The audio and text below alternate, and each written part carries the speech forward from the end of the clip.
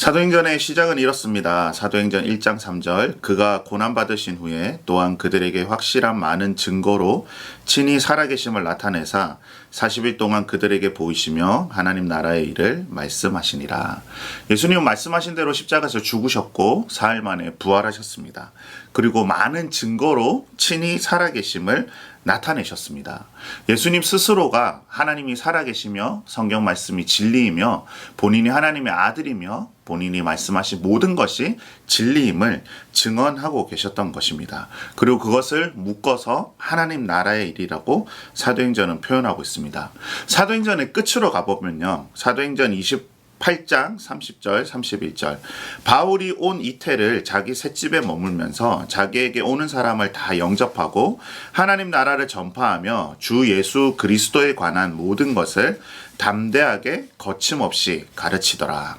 어때요? 예수님이 하고 계셨던 일을 바울이 똑같이 이어서 하면서 사도행전이 끝나고 있는 거죠. 그래서 이 사도행전이라는 책을 읽는 사람은 바울이 한 일, 예수님이 한 일을 이제 나도 해야겠다라고 마음먹게 됩니다. 그리고 어떻게 바울이 예수님의 일을 할 수 있었느냐. 그 사이에 베드로를 비롯한 많은 사도들의 이야기가 또한 나오죠. 예수님 안에서 일하셨던 성령님, 그 성령님이 이제 사도행전 2장에 제자들에게 부어지게 되고 그 성령님으로 인하여 제자들과 사도 바울 역시 예수님이 행하신 일을 그대로 하게 된다고 하는 것이 사도행전의 스토리입니다. 때문에 누가복음과 사도행전은 누가라고 하는 한 명의 저자가 쓴 쌍둥이 책인 거죠. 그 전체를 이끌고 가고 있는 원동력은 성령 하나님이십니다. 사도행전 1장 4절 5절 사도와 함께 모이사 그들에게 분부하여 이르시되 예루살렘을 떠나지 말고 내게 들은 바 아버지께서 약속하신 것을 기다리라. 요한은 물로 침례를 베풀었으나 너희는 몇 날이 못되어 성령으로 침례를 받으리라.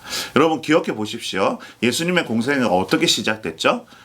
침례 요한으로부터 침례를 받으시고 예수님의 머리 위에 비둘기 같은 성령이 임하자 예수님이 성령 충만하여져서 본인의 사역을 시작하셨습니다. 이제 예수님 한 사람뿐만 아니라 예수님의 모든 제자들이 이제 하늘에서 부어지는 성령으로 침례를 받게 될 때 예수님의 행하신 그 일을 동일하게 하게 된다는 뜻입니다. 제자들이 6절에서 이렇게 질문합니다. 그들이 모였을 때에 예수께서 여쭈어 이르되 주께서 이스라엘 나라를 회복하심이 이때니까. 지금 제자들은 이스라엘 나라의 독립을 그리고 있지만 예수님은 이스라엘 나라의 독립을 넘어서는 무언가를 말씀하고 계십니다. 이거는 어떤 의미에서 분명히 이스라엘의 회복 맞습니다. 그러나 제자들이 그리고 있는 정치적인 독립을 의미할 뿐만 아니라 그것을 넘어서서 예수님은 하나님 나라의 복음이 땅끝까지 이르게 될 것이라고, 그리고 너희가 바로 증인이 될 것이라고 말씀하고 계신 것입니다. 사도행전 1장 8절은 사도행전 전체의 요약인 것입니다. 오직 성령이 너희에게 임하시면 너희가 권능을 받고 예루살렘과 온 유대와 사마리아와 땅끝까지 이르러 내 증인이 되리라 하시니라.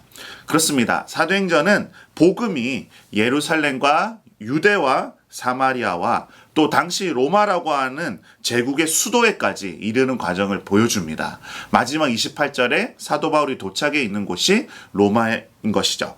다시 땅끝까지 이른 것은 아니죠. 그러므로 우리가 사도행전 1장 8절을 읽고 28장까지 읽어보면서 도달한 사람은 이런 질문을 남게 되는 거죠.